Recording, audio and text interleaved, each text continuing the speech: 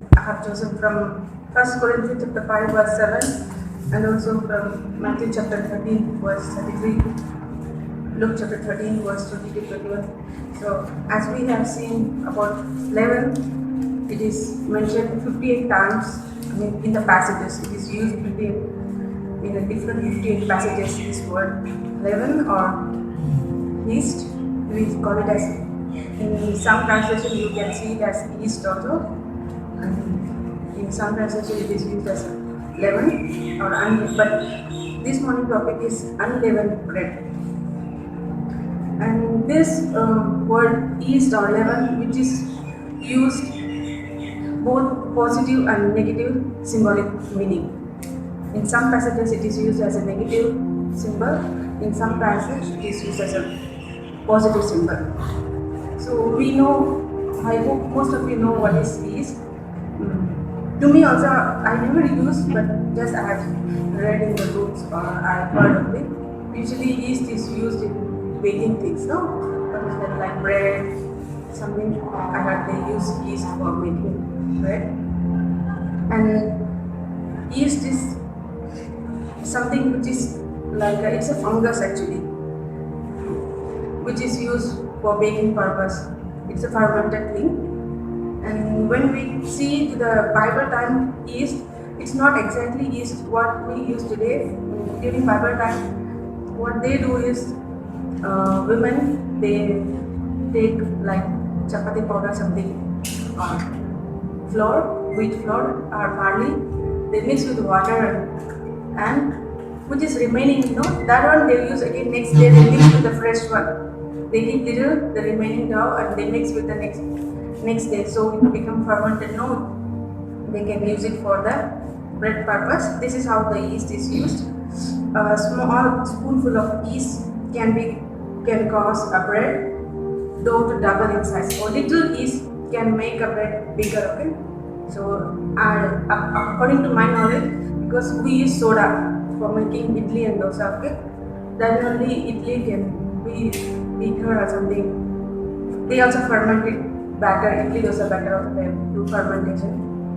In the same way, this also used, it makes double in size. So in a positive perspective, yeast is a symbol of great growth.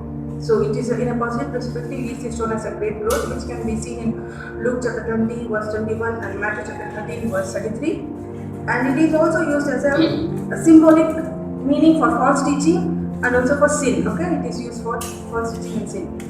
So from where I got this idea of leavened bread is last before last Sunday, I was preaching in home church, Matthew chapter 13 verse 31 to 32. Actually I was supposed to preach till 33, but due to time I focused on the passage of mustard seed only on the parable. But there was a continuation with yeast, little yeast, and again during last week we were getting Corinthian subject. In Corinthian subject, Paul was speaking on yeast. We should not mix the yeast. You should live as unleavened bread. So I was really thinking, because when I prepared sermon, I saw Jesus teaching that Jesus said should be like yeast. How the kingdom of God is like a yeast. How it grows bigger. It is used in positive way. Again, when I was teaching, I was telling to my students, yeast should not be mixed. Leaven should not be mixed with the unleavened bread. So from there, I was studying and I was really thinking about it. See how one thing can be both bad and good. No, it can be used as example for good also. It can be used. Paul compared yeast, how the people of Israel, they should not mingle with the evil things. They should not live with the past things. He was giving suggestion to the Corinthian believers. They should not live in the past life or in the sinful life. And we saw again Jesus using a little yeast is enough for how the kingdom of God begins with the small things, not with the big things. So let's go for the message here. Point number 1 is new lump of unleavened bread. 1 Corinthians chapter 5 verse 7. 1 Corinthians chapter 5 verse 7 we see here. Get rid of the old yeast, that you may be a new batch, without yeast, as you really are. For Christ, our Passover lamb, has been sacrificed. So here, why Paul is giving an example from the East? Because as we have seen the early Christians or the believers, mostly they are mixed believers. They are Jews, they are Gentiles. So when we see the Jews usually they follow they have the festival, the unleavened bread festival and the Passover festival or the feast they call it as unleavened bread feast and the Passover feast. They celebrate it. So when they are going to celebrate this feast, what they have to do is before the feast, they need to clean. They need to remove every fungus, means yeast, from the house. They should clean the house. There should not be any old things, means in the sense like which is fermented, no? And also even they should not keep the bread.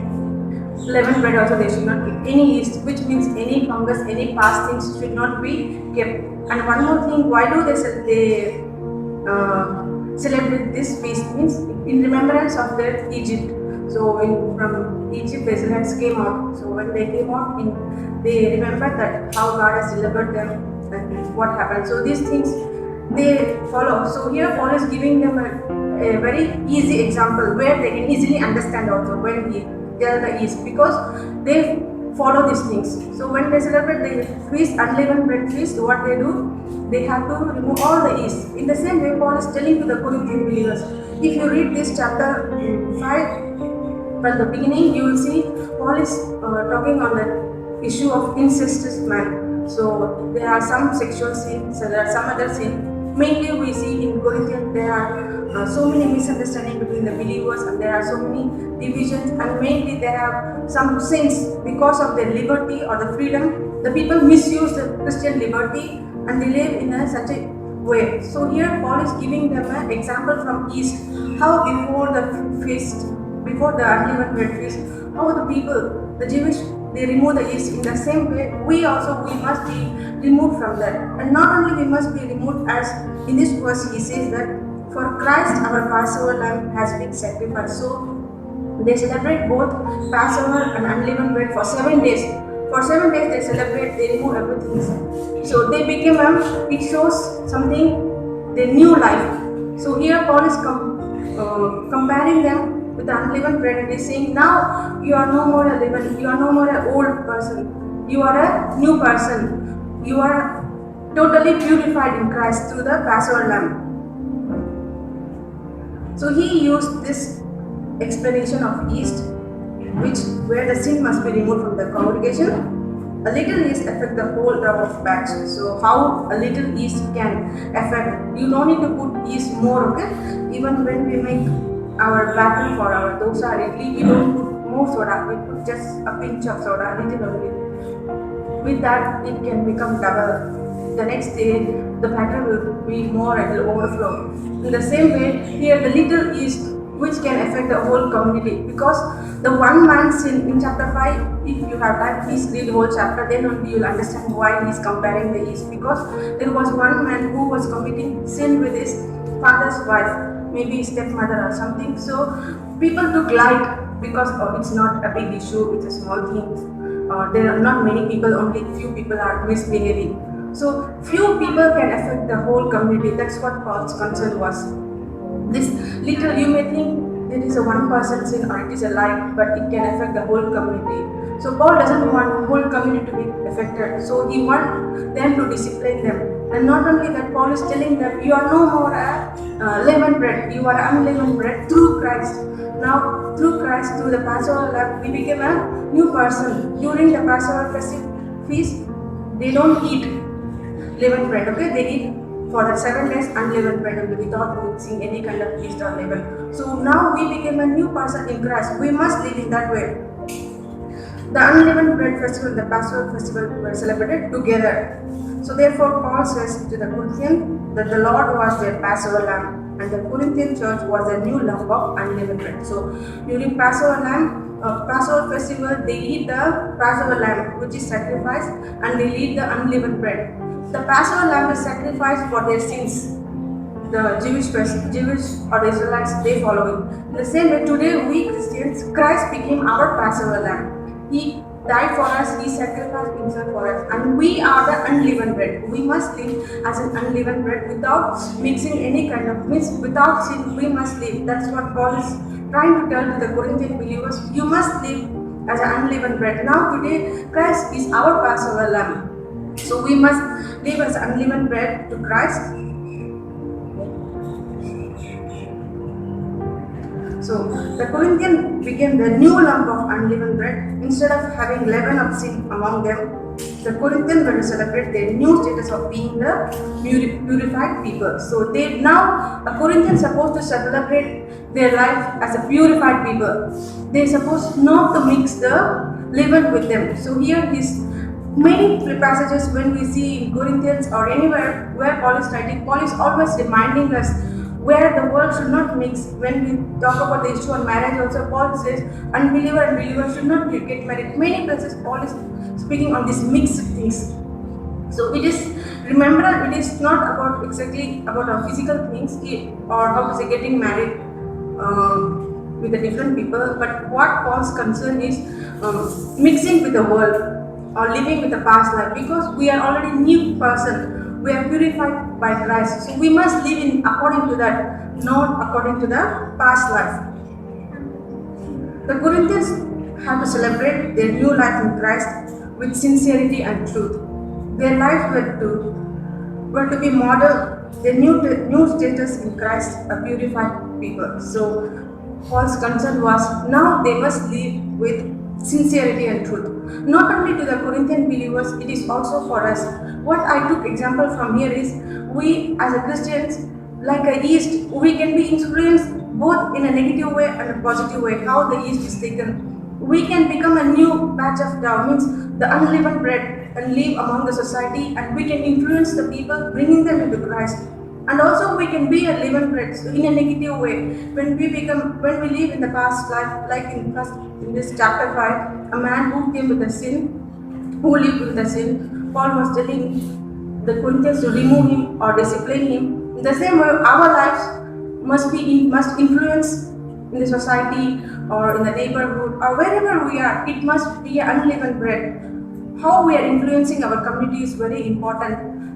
How Paul was concerned for his community, the Corinthian church, even one person which they took light, it is very important because it can spoil whole community. So in the same way, we may think we have a different kind of weakness. We may take light, whatever our weakness may be, maybe our speaking style or the way there are different kind of weakness you have. So I have different kind of weakness. Sometimes I have little temper. Sometimes I think take it as light, but it really can ruin the family, or it can ruin our society. Like anything, little things which weakness we have, we must know it and we must try to change it.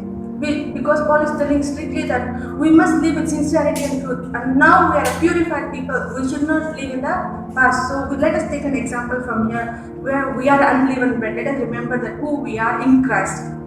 We are no more a leavened bread. Let us go to the next point as the time is limited. Next point is Matthew chapter 13 verse 33.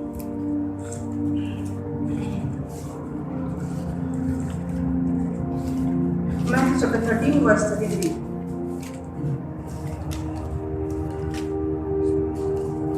This is a parable of yeast.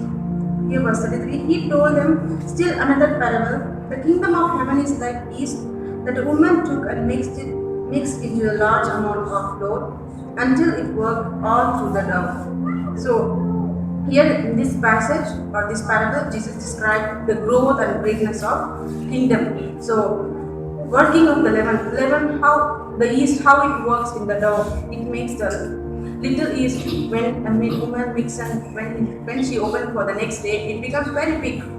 So in the same way, God's kingdom, it doesn't start with a big people or more money or how to say a big infrastructure. God's kingdom starts with one individual. Let us take example Jesus Christ. How many disciples Jesus he chose? He chose 12 disciples. He don't choose thousands of disciples or hundreds of disciples. And they are, who are they? They are very simple person, right? God did not choose very great people. they are fishermen, or they are from surrounding Galilee or around area. So you see a simple person, a few in numbers. Today, Christianity is such a big, so it is spread all over the world through the 12 disciples. So you see, the kingdom of heaven is, so the kingdom of heaven or kingdom of God is not from the big things, okay? It is started from the small things. Even let us take the birth of Jesus Christ. Jesus did not born in a big palace or any other luxurious place. He born in a very humble status. So today, as the graduates, you go for ministry or whatever the purpose. So it may be a small things. You may be working in a small organization. You may be working in your church as a Sunday school teacher. Don't think it's a small thing. For God's kingdom, even our small work is matters, because the small work what we start now, it can bring great blessings to the kingdom of God. Even to our ministry, our IAGS ministry, we started with a very small beginning. Today God is using us. We believe that God will make it greater in the coming days, because kingdom of God never started with the big things. So let us remember yeast, how it works. Plain. The work of yeast cannot be seen. You can't see how it is working, because when you mix it with a soda or yeast, same thing. When God works in our lives or in our ministry, we cannot see how He is working, but He has a plan and purpose for the future. So, dear graduates, when you go for your ministry or when you go out from here, whatever the work you are doing for Christ, maybe the small things, but be faithful in it, because God is going to make it as a big. People may not recognize and see what work you are doing, but God is seeing it and God is working through your life. Who knows, through your little work, God can bring many people to Christ.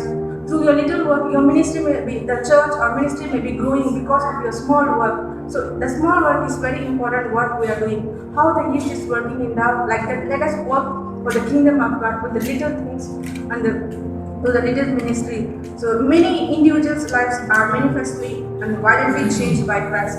So many individuals, when we take biographies and missionary example, there are very few people. We see in a single person life change. It changed a big community, or so many people are changed through one person. So your commitment and your ministry can change your church, or it can change your society, or it can change even your family. So let us be sincere in that work, what we are doing for Christ. So let us remember this morning how the yeast is working both in a positive and negative way. It is important how our work is towards Christ, whether it is positively or negatively. Let us take the example of Jesus, how He gave a little yeast example. Let us be like that, and let us influence our church and our ministry and our community. May God bless us through this small short sharing. So let us go for prayer.